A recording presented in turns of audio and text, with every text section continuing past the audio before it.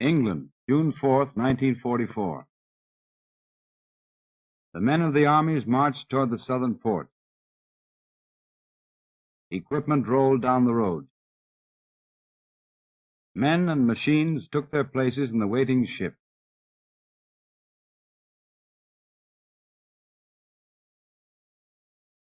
The men were British, American, Canadian, some of them veterans of Africa, Sicily, and Italy, some new to battle.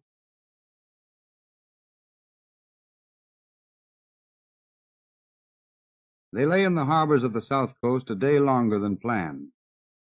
The invasion had been scheduled for June 5th, but bad weather in the Channel had caused a postponement.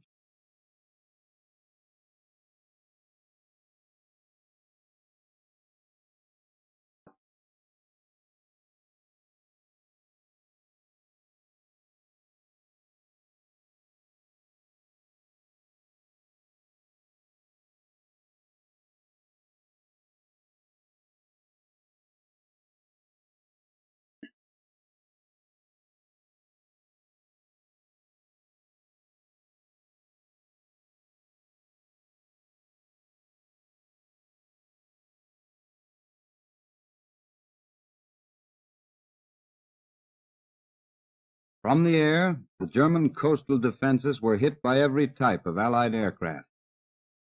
As a climax to the terrible punishment to the German power dealt by our air forces in the months leading up to D-Day, pillboxes, minefields, coastal guns, bridges, ammunition dumps, radar stations, tank depots, road convoys, railroad trains going to and coming from Normandy were pounded without pause.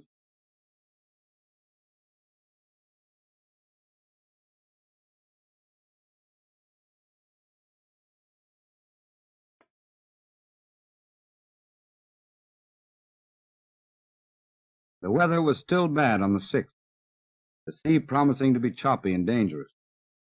But the order was given, and the ships put out of the ports toward France.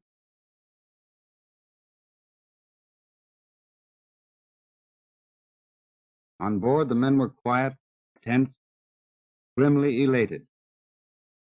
The long years of training and waiting were behind them. Just over the horizon was the beginning of the final battle against the Germans. They could look around them and see the overwhelming strength that had poured from the Allied docks, factories, and arsenals.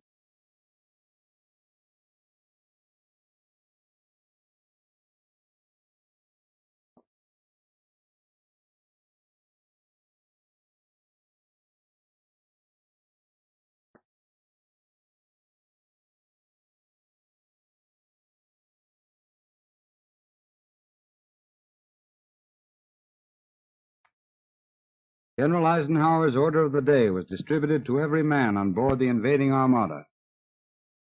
Soldiers, sailors, and airmen of the Allied Expeditionary Force, you are about to embark upon the great crusade toward which we have striven these many months.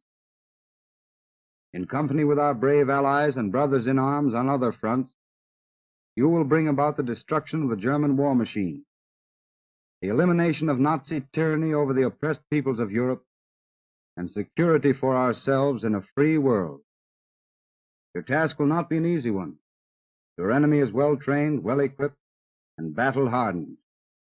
He will fight savagely. But this is the year 1944.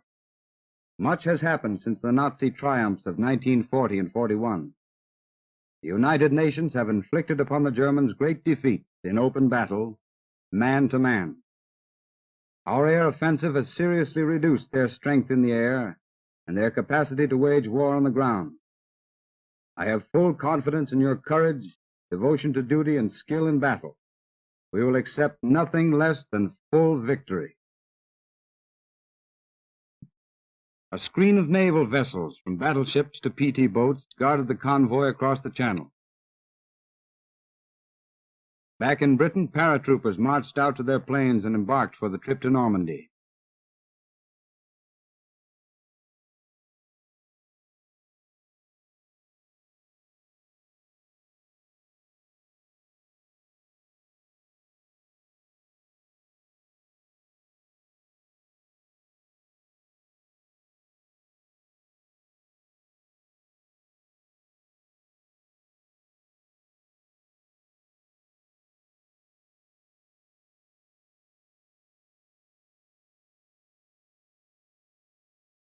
The planes took off while the invading convoys were still far from the French coast.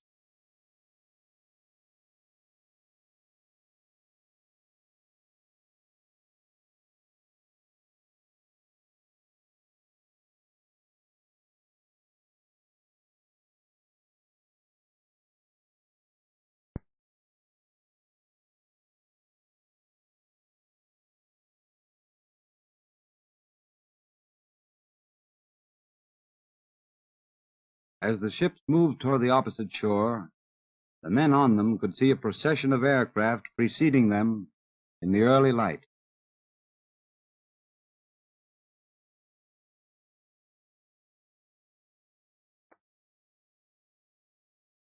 Offshore, the combined fleet swung into battle stations and marched up and down the coast, softening the surviving German installations with a murderous barrage. Our losses were not as heavy as expected.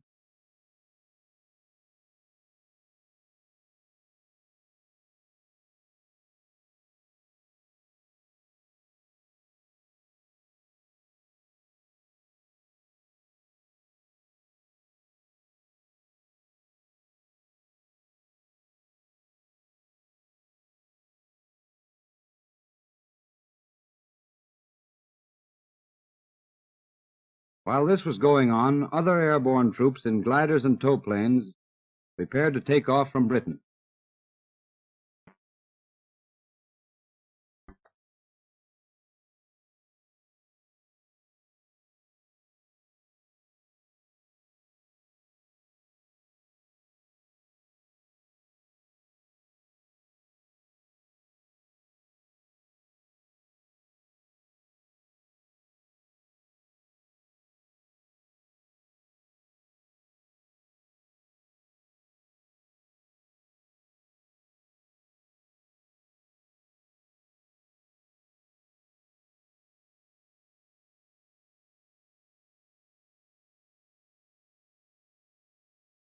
One by one, the towplanes lifted the heavily laden gliders into the sky.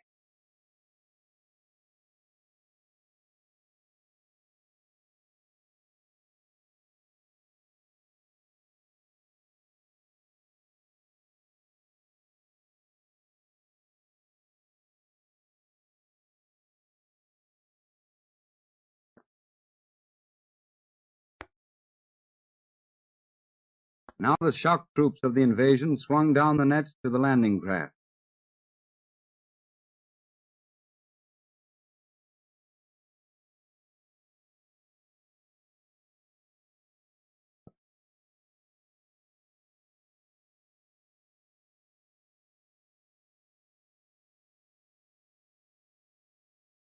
Bombers continued their assault on the beach.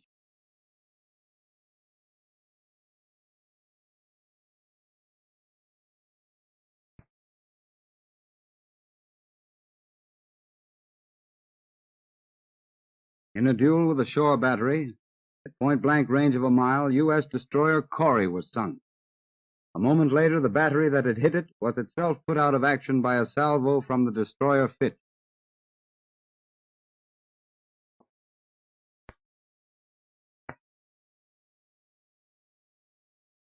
Overhead, the glider army headed toward its objective as the boats went in.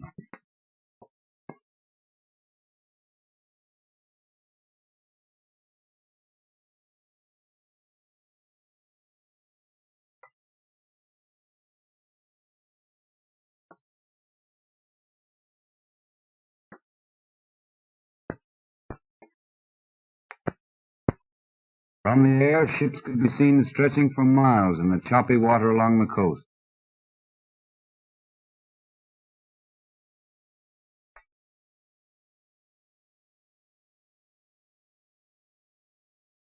Back and forth across the channel, the air traffic continued without halt.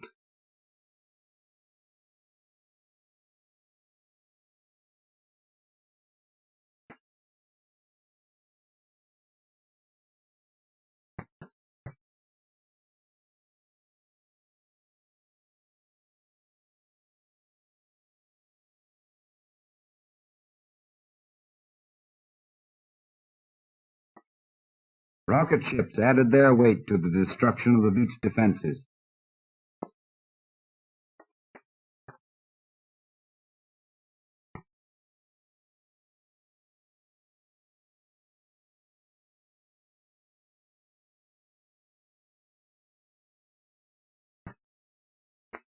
The landing craft made their drive toward shore through lanes cleared during the night by minesweepers.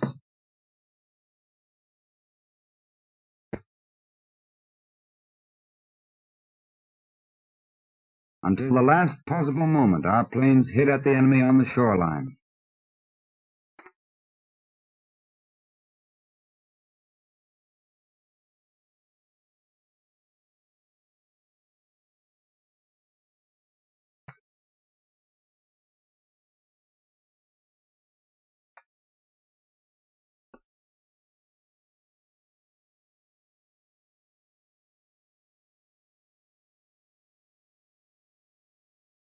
Landing craft of all descriptions negotiated the last dangerous stretch of water.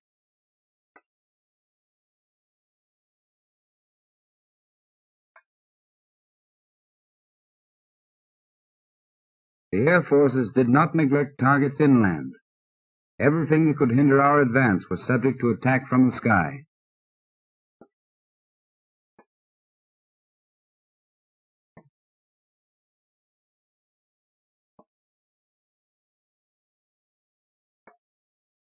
The moment when Allied soldiers were going to put foot on French soil was close at hand.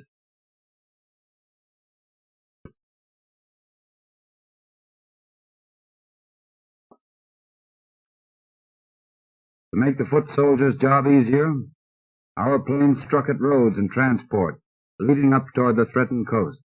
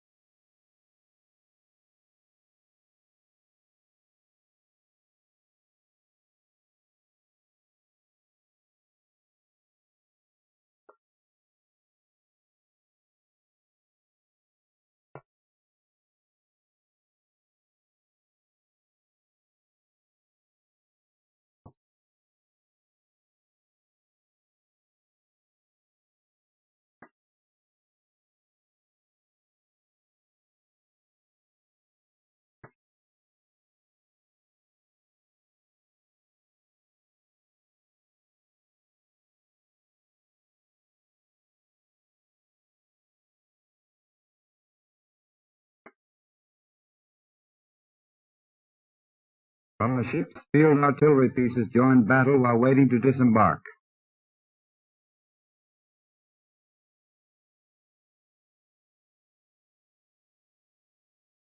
The men in the landing craft tensed for the impact of the moment when they hit the beach.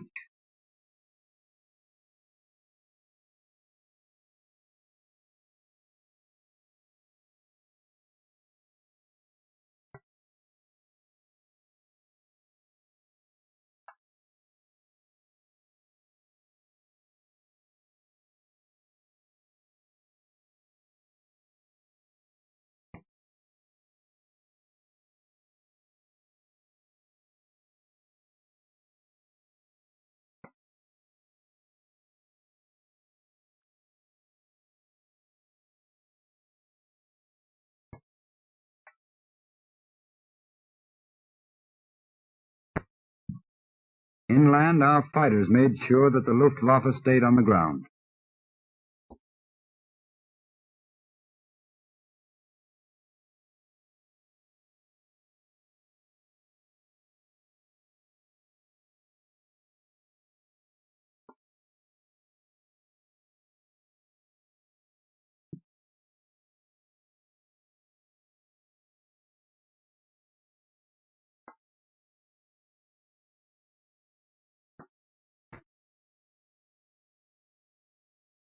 A few hundred feet ahead lay France.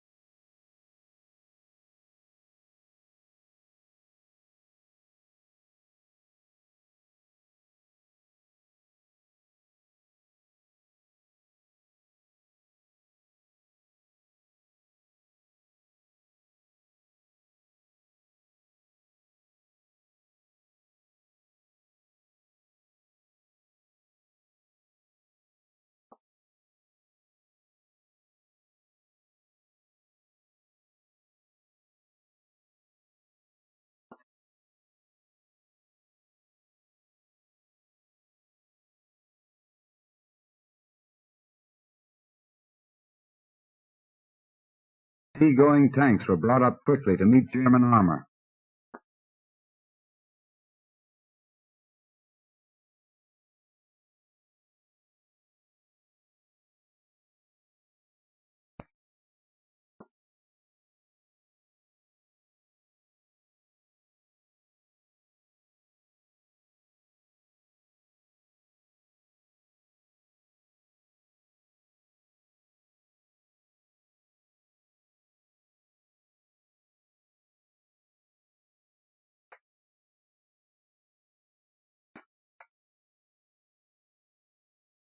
More men stepped onto the continent, into the fire of enemy guns that had survived the preliminary bombardment.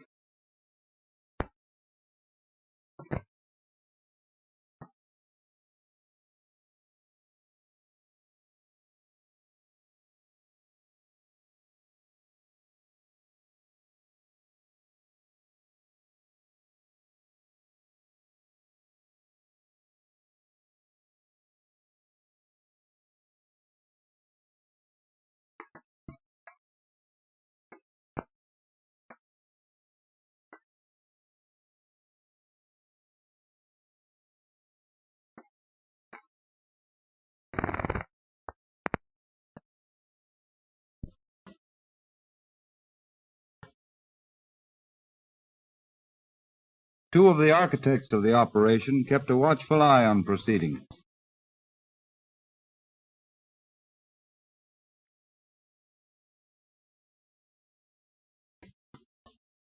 And a well-known soldier boarded a naval vessel early in the affair.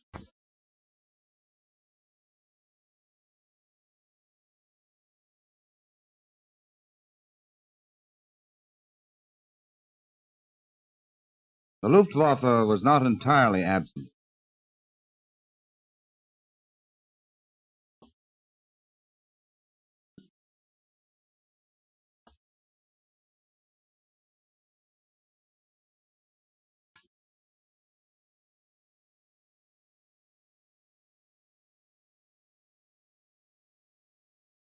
Heavy supplies were landed quickly on the beaches.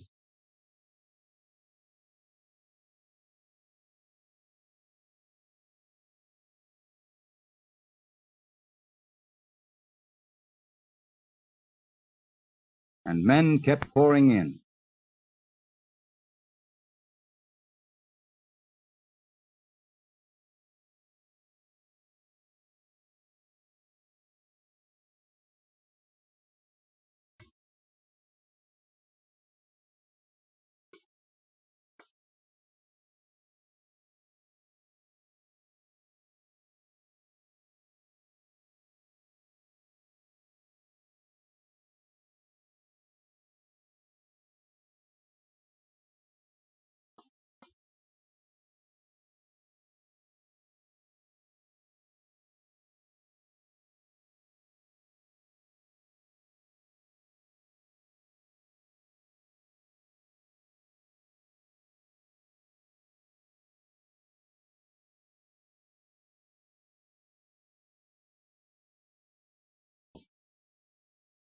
The unloading went on swiftly.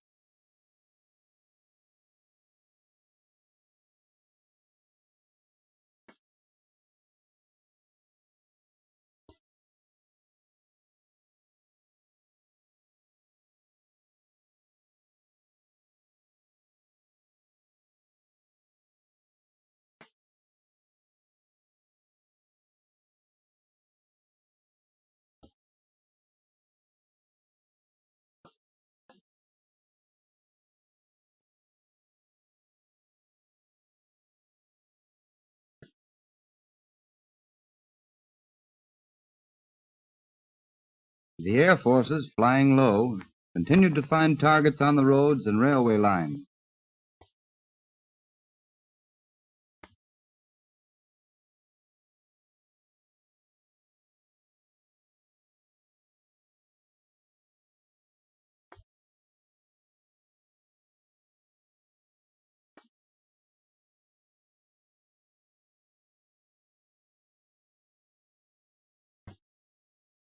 On fields inland, the gliders had landed and discharged their cargo.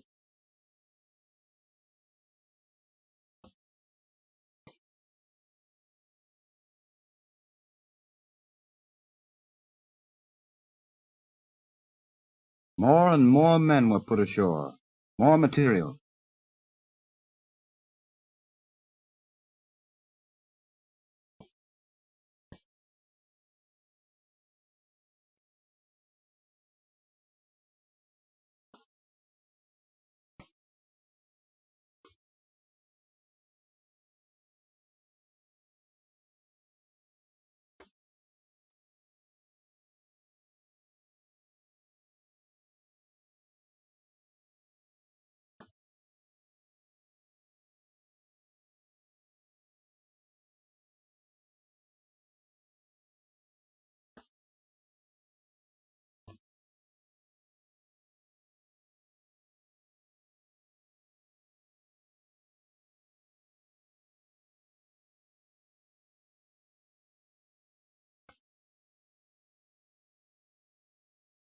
German fire brought down Allied soldiers, but others kept on.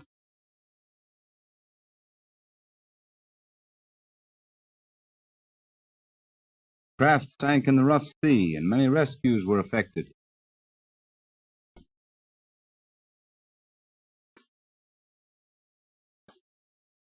Fires dotted the battlefield, but the work of securing the beachhead went on.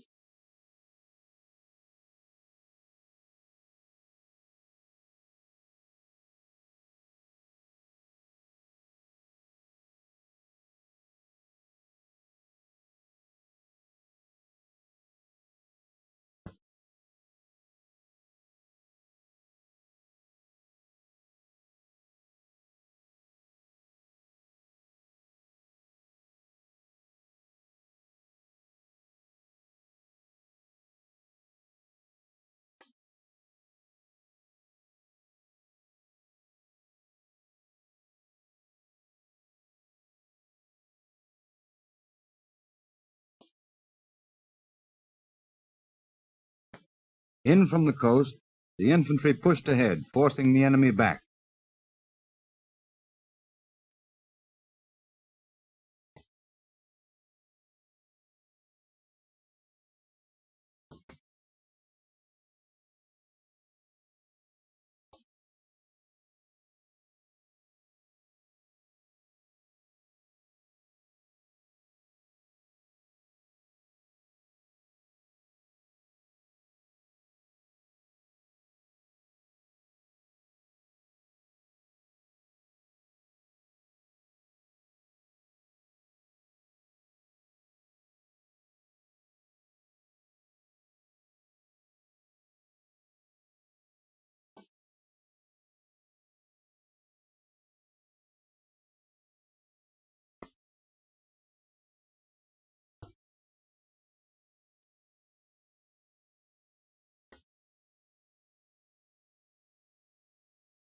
Tanks rolled up to support the advance.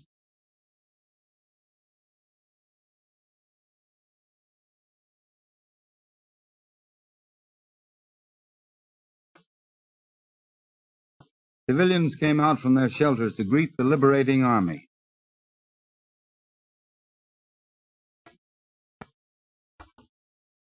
Savage street fighting took place at many points.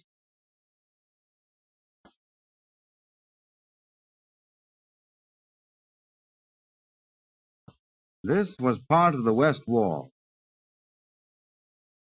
and these were some of its defenders.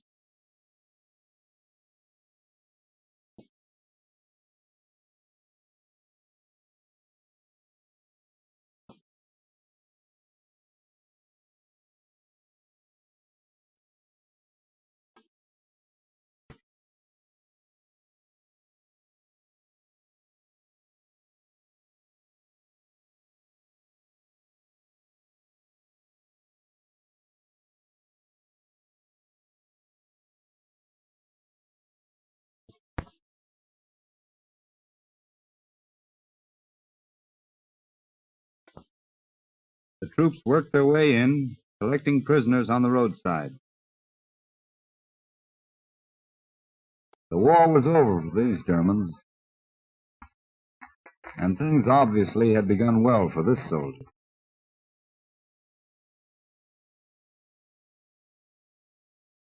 German troops seemed to come in all qualities.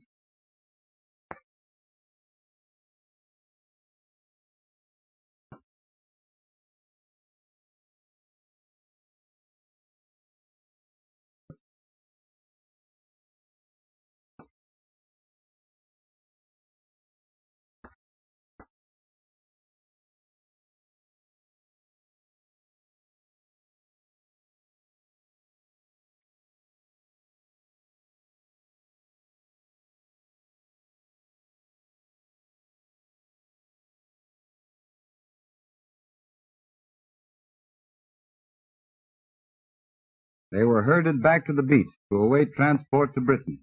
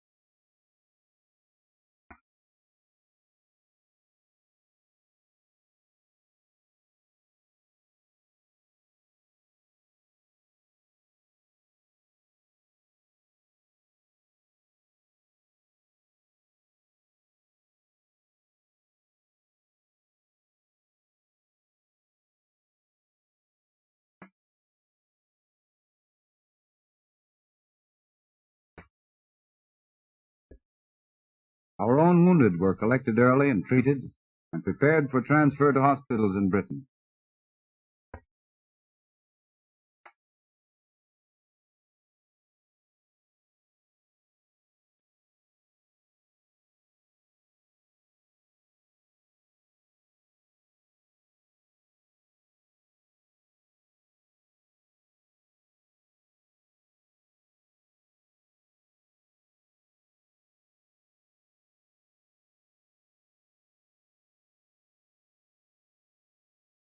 Back across the channel, survivors picked from wrecked craft in the sea were checked and cared for.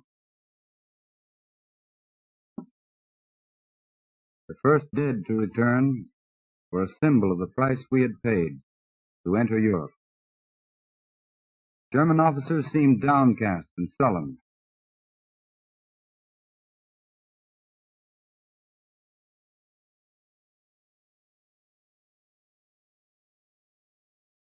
The prisoners were sent to their new homes to wait for the end of the war.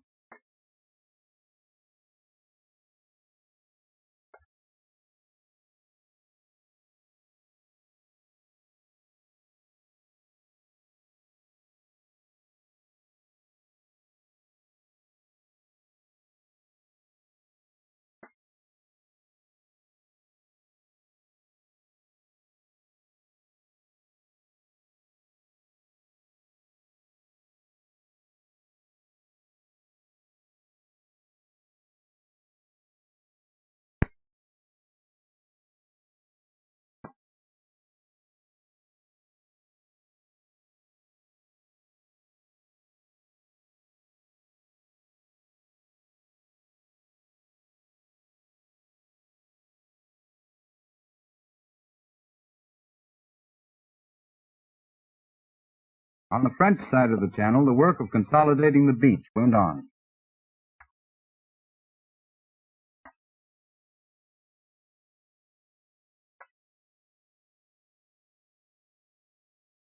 And reinforcements arrived in a constant stream.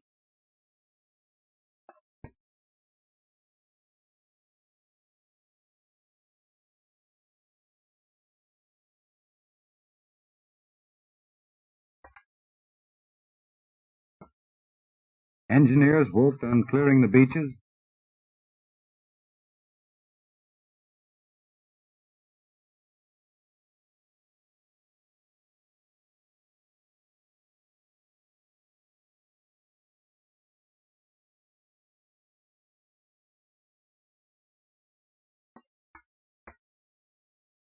Heavy supplies came off the ships in trucks.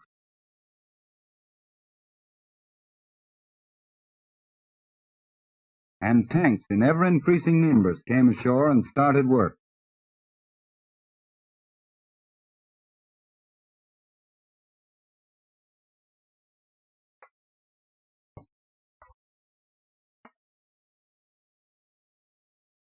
Foot soldiers moved in from the beaches after the enemy.